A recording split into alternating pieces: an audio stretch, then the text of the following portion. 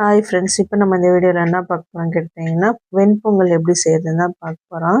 இதுக்கு ஒரு படி அரிசிக்கு 100 கிராம் வந்து பாசிப்பருப்பு எடுத்துருக்குறோம். ஃபஸ்ட்டு வந்து நல்லா அரிசியை வந்து கழுவிட்டு நல்லா நம்ம இது சாதம் வடிப்போம்ல அந்த மாதிரி வந்து நம்ம இதை கழுவி அதில் போட்டுற வேண்டியதான். போட்டுட்டு நம்ம வந்து உப்பு அதிலே போட்டுற வேண்டியதான். தேவையான அளவு உப்பு போட்டுட்டு அது வந்து நம்ம தண்ணி எப்படி வைக்கணும்னு பார்த்தீங்கன்னா, ஒரு படி தண்ணிக்கு 2 படி தண்ணீர்ல ரேஞ்சில் தான் வைக்கணும். குக்கரில் எப்படி வைக்கிறோமோ அந்த மாதிரி தான். இப்போ ஒரு படிக்கு 2 படி தண்ணி எடுத்துருக்குறோம். அடுத்து தாளிப்புக்கு தேவையானது மிளகு, நெய் கொஞ்சோண்டு ஊற்றி தாளிக்கிறோம். அப்போ வந்து வாசனையாக இருக்கும்.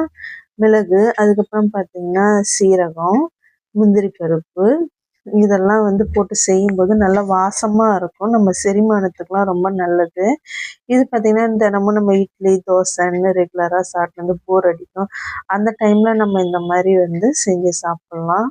ரொம்ப வந்து புரதச்சத்து, நார் சத்து அந்த மாதிரிலாம் இதில் இருக்குது. நீண்ட நேரம் வந்து நமக்கு பசி எடுக்காது.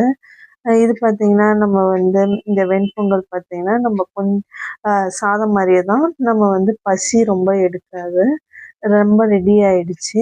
நம்ம வந்து நெய்யில் விட்டு செய்யும்போது நல்லா நமக்கு வாசமாக இருக்கும். இது கூட பார்த்தீங்கன்னா சட்னி, சாம்பார் எது வேணாலும் வச்சு சாப்பிட்லாம், நல்லாயிருக்கும். இந்த வீடியோ பிடிச்சிருந்தா லைக் பண்ணுங்கள், ஷேர் பண்ணுங்கள், கமெண்ட் பண்ணுங்கள், சப்ஸ்கிரைப் பண்ணுங்கள். இதுக்கு வந்து நம்ம வந்து சாம்பார் தான் வச்சுருக்குறோம். இதுக்கு வந்து நம்ம வந்து